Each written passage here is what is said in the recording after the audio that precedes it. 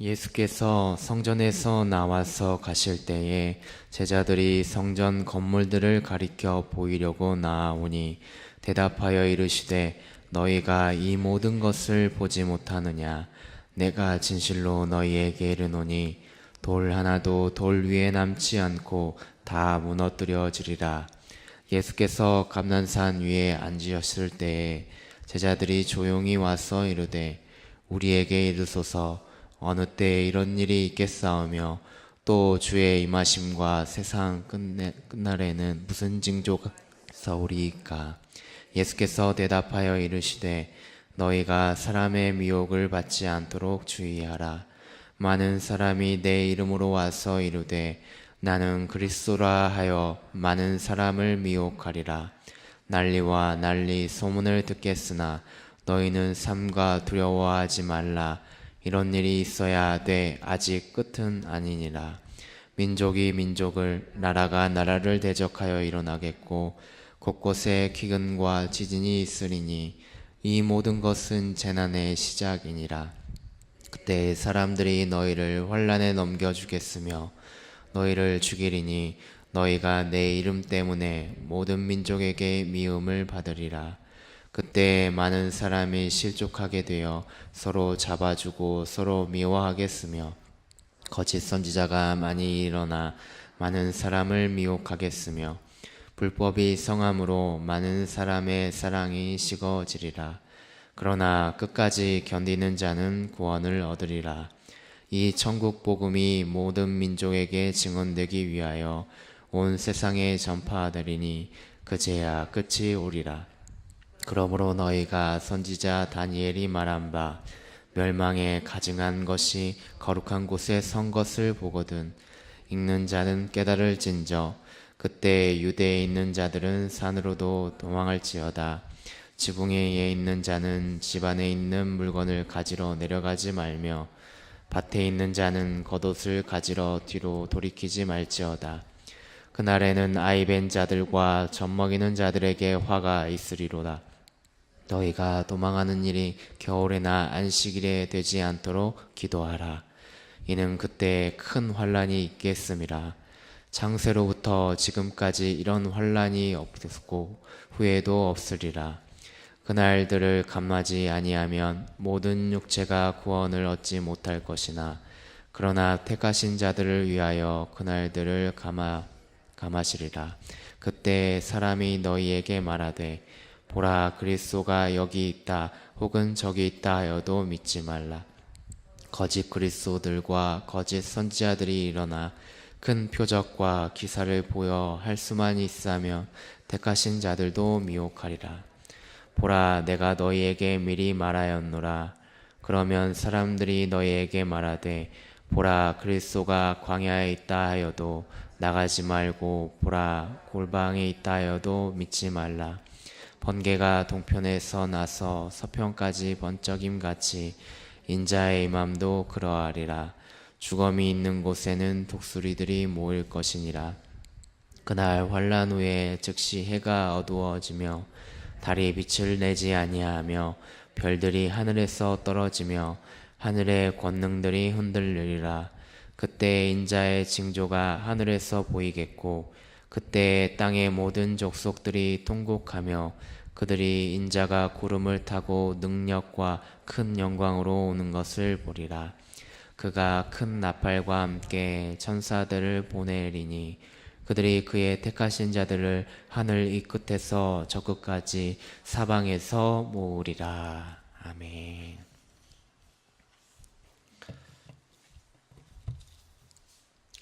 예수님은 공생의 기간 동안 하나님의 뜻을 위해서 가르치시고 또 전파하시고 고치시는 이 사역을 통하여서 이스라엘 백성들이 하나님의 뜻을 깨닫기를 바라셨습니다. 그러나 많은 이들은 눈으로 보이는 치유와 또 이적만을 바라보았고 진정으로 하나님의 뜻을 알지 못한 채 주님의 뜻을 방해하는 무리들까지 생겨나게 되었습니다. 주로 주님의 뜻을 방해했던 종교 지도자들은 주님을 여러 번 넘어뜨리려고 부단히 노력했습니다. 예수님은 이들과 격렬한 논쟁을 마치시고 이제 황폐해져 버린 예루살렘과 사람들을 뒤로 한 채 성전을 떠나서 제자들과 함께 베다니로 돌아가시고 계시는 모습을 보게 됩니다. 지금 예수님의 심정이 어떠했을까요?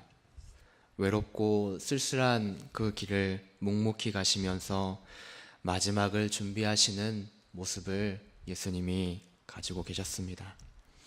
예수님과 제자들은 이제 감난산으로 올라가고 있었습니다. 그곳은 예루살렘 성이 한눈에 들여다 보이는 곳이었는데 그곳에 서서 뒤를 돌아보니 저 멀리 성전이 보이고 있었습니다. 그러자 오늘 말씀을 보게 되니까 이 모습을 바라보면서 제자 중 한 사람이 성전 건물을 가리키면서 이렇게 이야기했습니다. 주님, 이 돌들이 어떠하며 이 건물들이 어떠합니까? 라고 이렇게 가리키며 말하고 있었습니다. 즉 이 말은 주님, 저 성전 건물들을 보십시오. 너무 아름답지 않습니까? 주님도 그렇게 생각하시지요? 라고 하는 의미가 담겨져 있습니다. 제자들은 성전의 웅장함과 또 이 아름다움을 보면서 감상에 젖어서 이렇게 말하고 있었습니다. 이 성전은 헤로드 왕 때 보수 또 증축되어서 어마어마한 규모로 지어졌습니다. 비록 당시 이 헤롯은 유대인들의 하나님에 대해서는 전혀 관심이 없었지만 자신의 왕조를 기념할 수 있는 업적을 남기고 싶어서 성전을 보수하고 호화롭게 꾸미는 일을 진행하였습니다.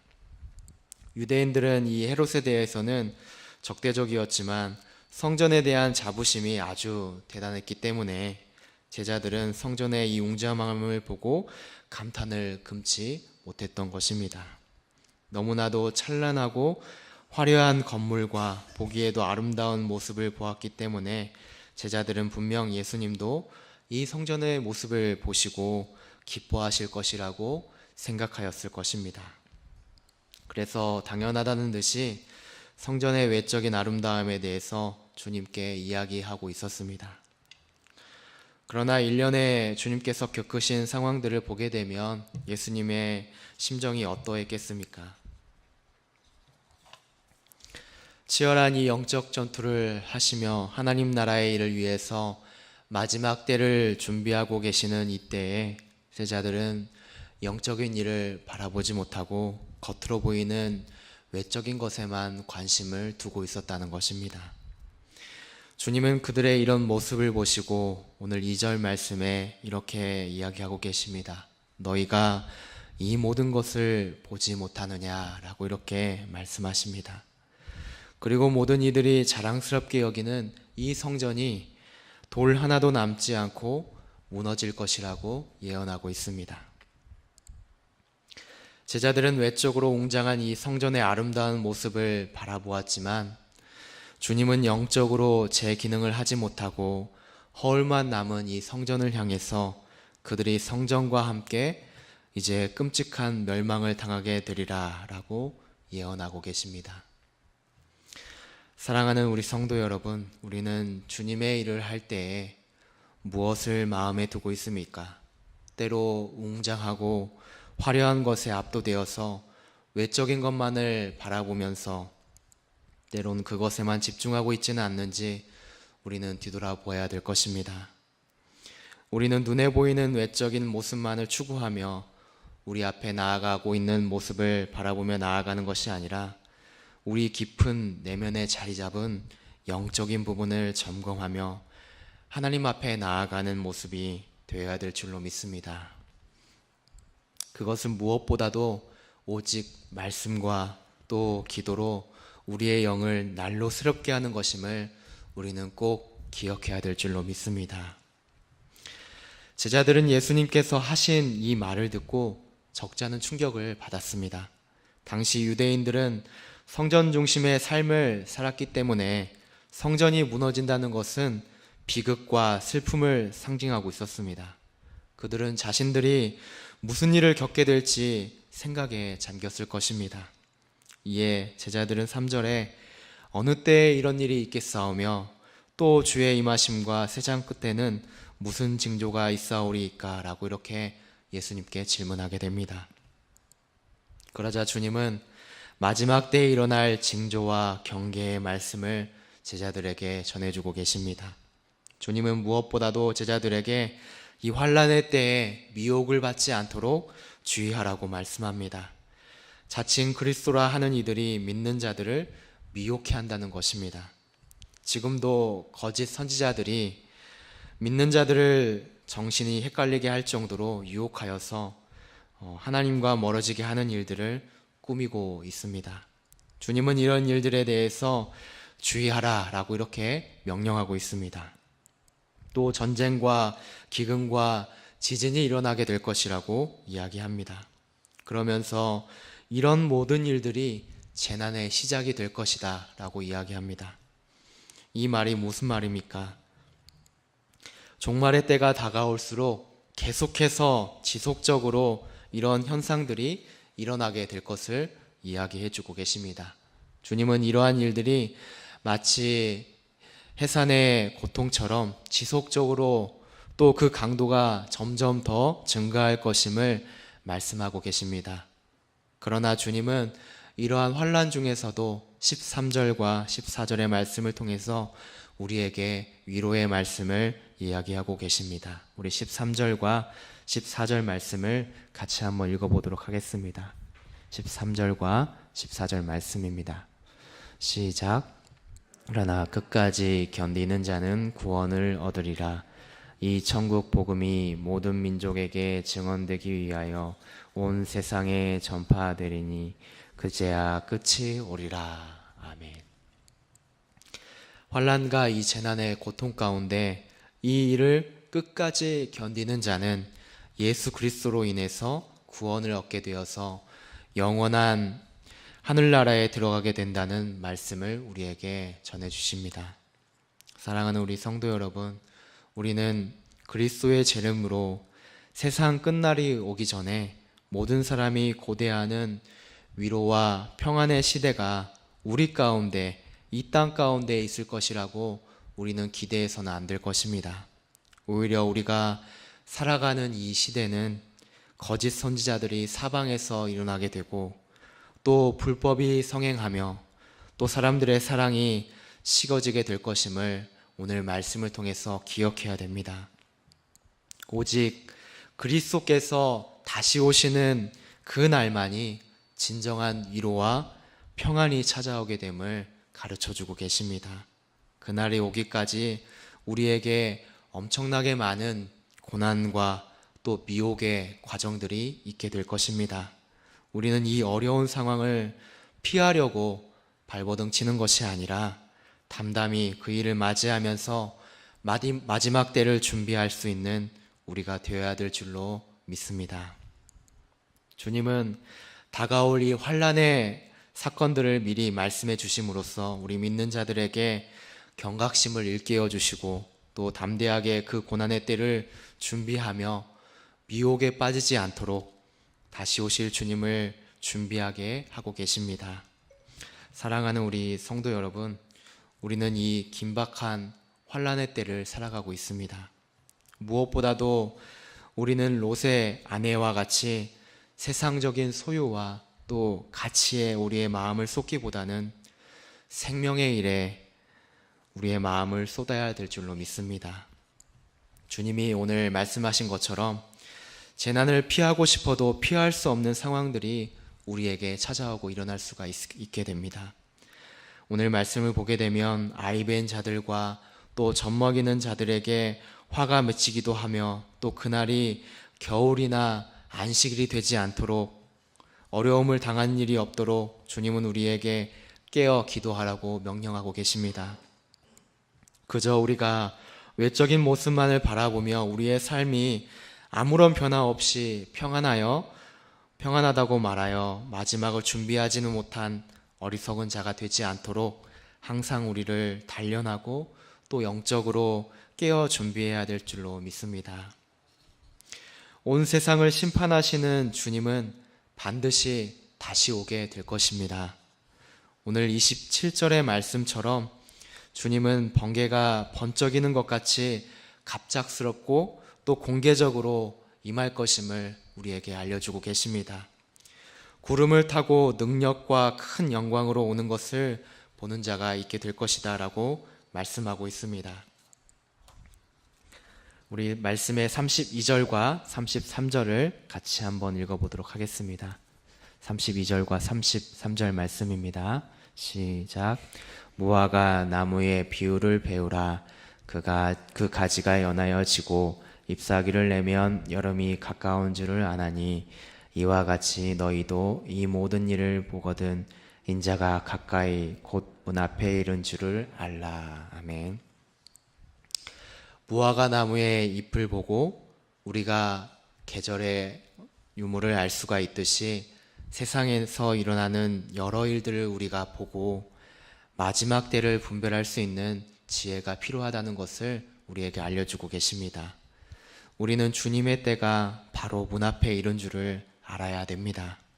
35절에 주님은 천지는 없어지겠으나 주님의 말씀은 없어지지 않는다라고 말합니다. 우리에게 있는 하늘과 이 땅도 또 나라와 통치자도 우리의 물질과 명예도 모두 없어질 것입니다. 그러나 하나님의 말씀만은 영원히 서게 될 것임을 우리에게 가르쳐주고 있습니다. 사랑하는 우리 성도 여러분, 없어질 것들 또 변해버리고 사라져버릴 것들에 우리가 마음을 쏟지 말고 오직 영원한 하나님의 말씀을 깨달아서 말씀을 붙들고 사는 여러분들의 모습이 되었으면 좋겠습니다. 그러므로 우리는 노아 때처럼 우리 자신의 일에만 몰두하여서 심판의 때를 준비하지 않고 먹고 마시고 장가들고 시집드는 일에만 관심을 갖고 하나님의 심판에 대한 경고는 무시하며 살아가지 않도록 늘 깨어 있어야 되겠습니다. 사랑하는 우리 성도 여러분, 오늘 우리에게 주신 이 하루의 삶은 어떠합니까? 또 어떠해야 합니까? 잠시 우리의 삶을 돌아보고 우리가 말씀 앞에 다시 돌아가도록 애쓰는 우리가 되기를 원합니다. 오늘 42절의 말씀처럼 항상 어느 날에 주님이 임하는지를 우리가 근심하며 재림의 때를 깨어 준비하는 우리의 모습이 되어야 되겠습니다. 슬피 울며 이를 가는 자가 아니라 정말 주님께서 충성되고 지혜 있는 종이라 말씀하시는 우리의 모든 성도님들이 다 되시기를 간절히 바라고 원합니다. 기도하겠습니다. 사랑이 많으신 하나님 아버지, 감사합니다.